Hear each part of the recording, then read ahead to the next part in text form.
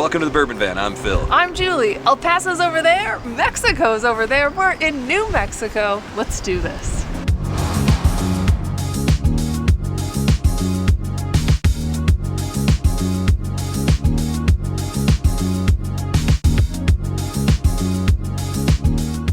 Welcome to 5 Sip Friday, where it's extremely windy. What is with the wind in the Southwest? Is it just the spring? Is it the places we've gone? I don't know. We're doing the best we can to avoid it and to bring you content you can actually hear.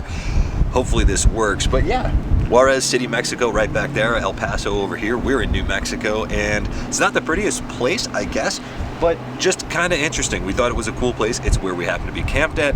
So here we go with another 5 Sip Friday. If it's your first time joining us, we nose the glass, take 5 sips, try to figure out what the heck we're drinking, say whether or not we like it, and ultimately it's revealed. And this one comes to us from our friend and yours, the Chi-Town Sampler. Thanks, Chi-Town. And let me point out, we said it's not the prettiest. We're saying the location itself right here in the parking lot, not the surrounding area. Yeah, no offense to anybody from this area.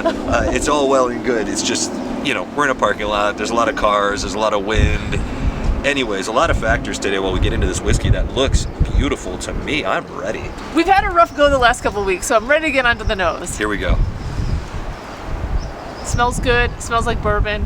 Could be rye. Could be anything else, because I've been so wrong this season already. It's a little astringent, but there's a wine note there that is very strong with red wine, I feel like. All right, let's get to sipping this thing. Cheers. Cheers. Let's start the weekend. Oh, boy. My first initial thought was, I don't think I like this. Then it was, I actually think I like this. The finish is wonderful. It tastes like real vanilla, some leather in there, very oaky. This is good. It smells like running a really good cigar under your nose. The vanilla, there's maybe a coffee note there. Definitely some butterscotch. Very, very decadent and rich. Ooh, and the wine finish is definitely there. That's great. I am taken aback a little bit because I literally took that sip and thought, this one's not for me.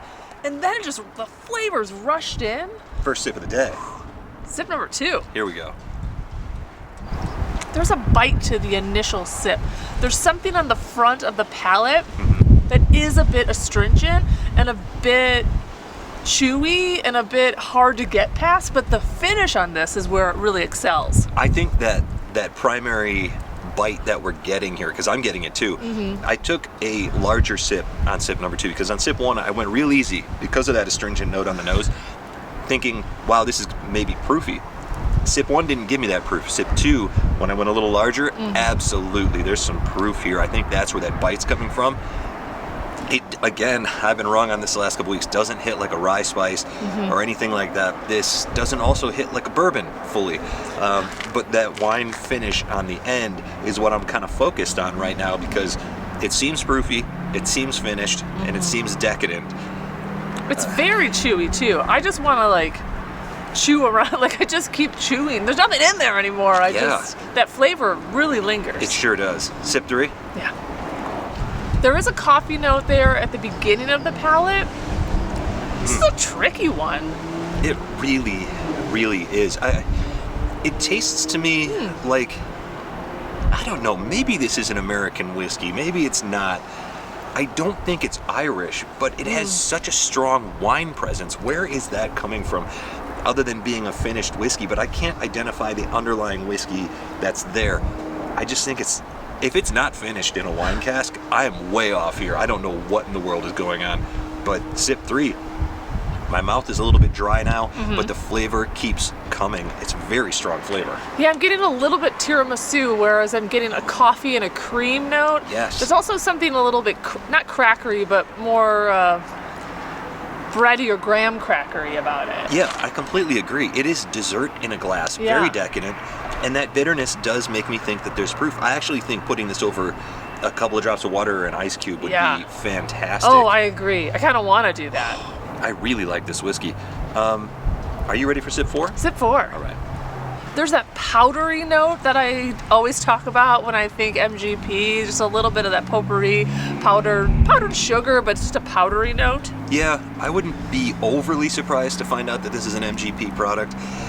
Oh man, there's a bitterness here that makes me think sort of well aged, but at the same time, that wine note that comes through makes me think that it's finished all over the place. Do you get the impression this is high proof? I've been talking about it, but you haven't really said. No, I do get the impression that it's high proof. The finishing always throws me a bit, but a lot of vanilla here.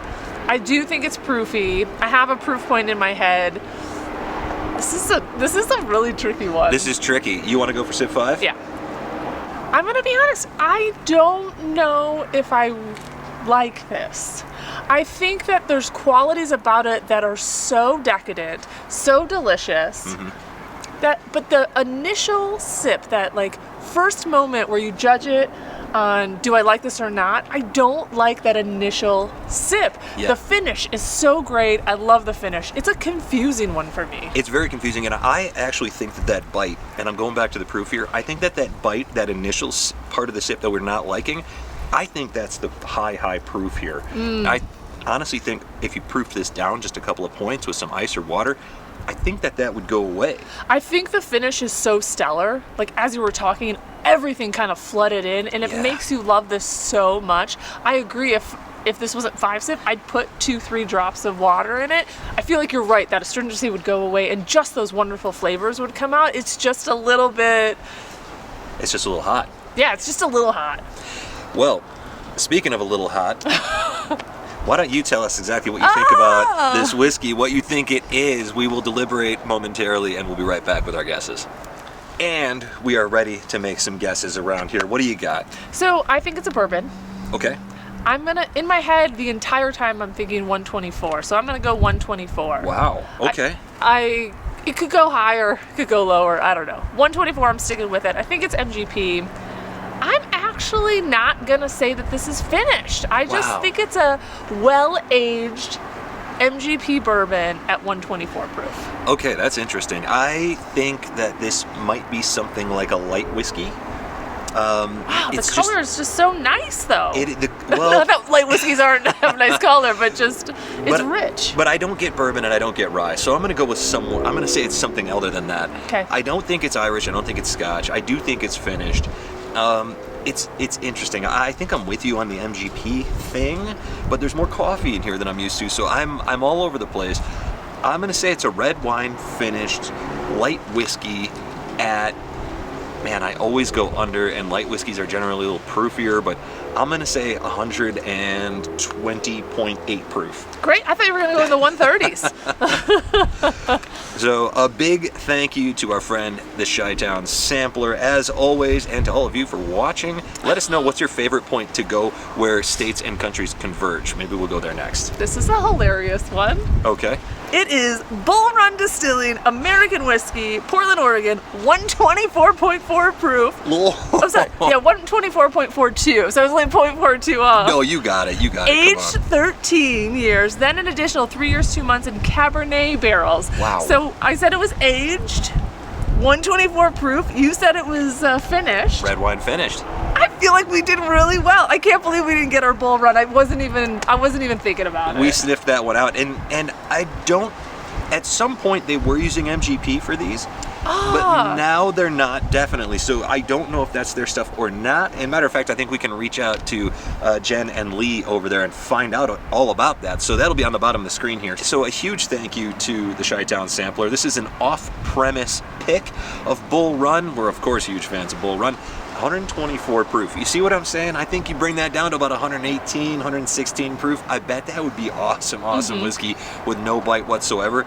Still, it really hits nicely, and I think it's great, and I'm glad I got a little bit left over. Me too, and I feel good. I've been really off so far, at least the last few weeks, and I got the proof, and I'm happy about that. Absolutely. Well, I said it wasn't rye and it wasn't bourbon, so maybe I get a half a point for that from wherever we are. To wherever you are. Cheers. Cheers.